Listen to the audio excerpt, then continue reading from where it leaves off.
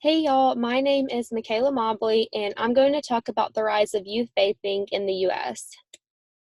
So, the e cigarette business has exploded as people are looking for safer alternatives than using tobacco, specifically smoking. And for many years, tobacco companies have operated freely without government intervention. It wasn't until the 1960s that the federal government and the FDA started restricting tobacco industry activities and confirmed that smoking can lead to lung cancer. The rise in FDA regulations, such as warning labels on cigarette boxes and banning smoking in public spaces, has led to the tobacco industry to look to expand its influence, especially because the public is becoming more aware of the negative health effects that are associated with tobacco use. Big tobacco companies, such as Altria, are looking to expand their influence. In December 2018, Altria pledged $12.8 billion for a 35% stake in Juul. This is alarming for three reasons. The first is tobacco companies' intent and their influence. So, tobacco companies' intent is not looking to deter cigarette use, they're just looking for more ways to expand their market. So, they're hoping that users will use cigarettes on top of e cigarettes.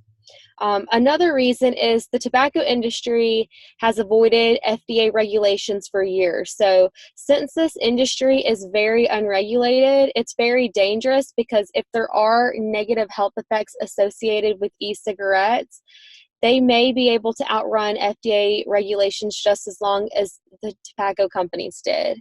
And there is a lack of regulation. So there are not minimum age requirements set or restrictions on advertising to middle school and high schoolers.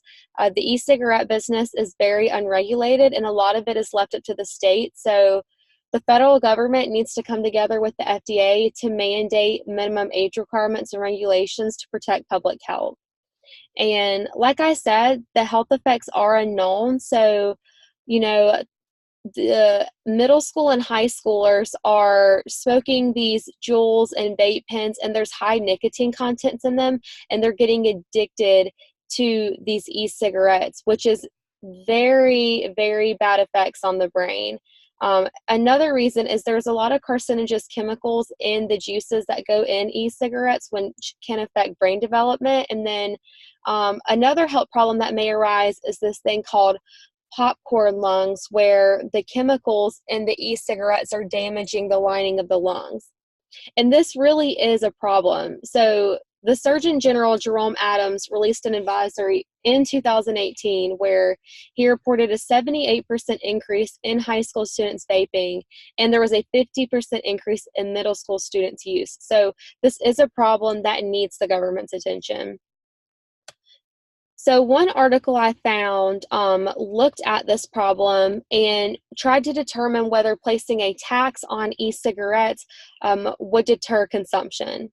So from the regression model, they found that for disposable e-cigarettes, that a negative 1.2 indicates a 10% increase in price would reduce sales by 12%, and then for reusable e-cigarettes, a negative 1.9 indicates a 10% increase in price would reduce sales by 19%. So their findings are very important because they found statistically significant evidence that raising the price of e-cigarettes decreases consumption.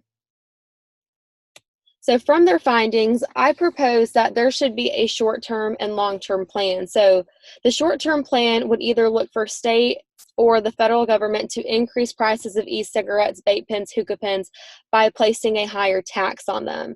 And I believe that this will help deter middle school and high schoolers from vaping because they don't have as flexible budgets to incur higher costs. So if adults are using them to stop smoking, they'll be more likely to incur that cost. And I think this is a great short-term solution because, as I stated earlier, with the tobacco industry, it took a long time for the federal government to regulate them. So this can give the FDA some time to create a sound plan to make sure that the e-cigarette businesses will follow the laws correctly.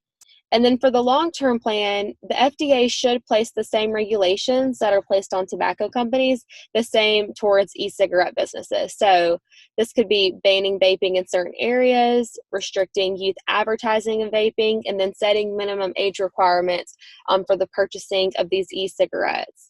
And then another part of my long-term plan is more scientific research on the health effects, just to ensure that, if you do have teenagers or adults that are using e-cigarettes as a way to stop smoking, that they're not creating more health problems for themselves.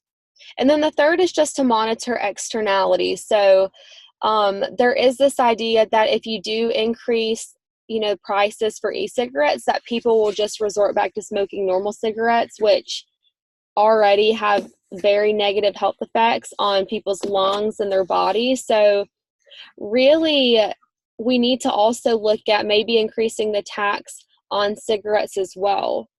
Smoking, especially with cigarettes, started out as a fad, even back in Europe. And so vaping has become the new fad among middle schoolers and high schoolers. And the most important thing is breaking this fad to protect the U.S. public health.